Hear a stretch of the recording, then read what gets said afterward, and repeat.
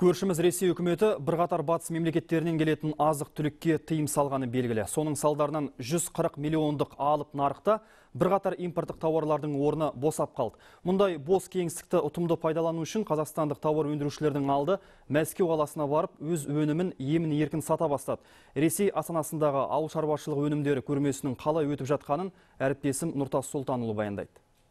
Бұл күндері Мәскеу қаласында ауыл шаруашылығы өнімдерінің 70-ке тарта жәрмеңкесі өтіп жатыр. Оған қазақ кәсіпкерлері де белсене қатысуда. Мәселен, мына менің артымда тұрған үлкен шатырдың іші Қазақстанда өсірілген, өндірілген тауарларға толып тұр. Оңтүстік қазақстандық Виктор Пономаренко шағын ғана қожалықтың иесі. Шаруа кедендік одақтың арқасында өз өнімін Мәскеуге кедергісіз әкелді. Енді міне айналдырған 2 күннің ішінде ол 2 тонна балдың біразын сатып үлгерген.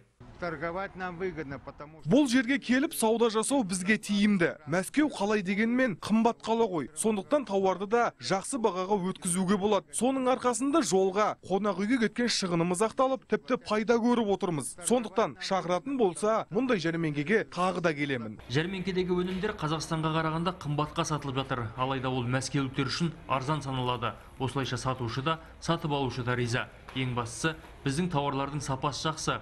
Ал табиғи өнім қашанда сұранысқа ие.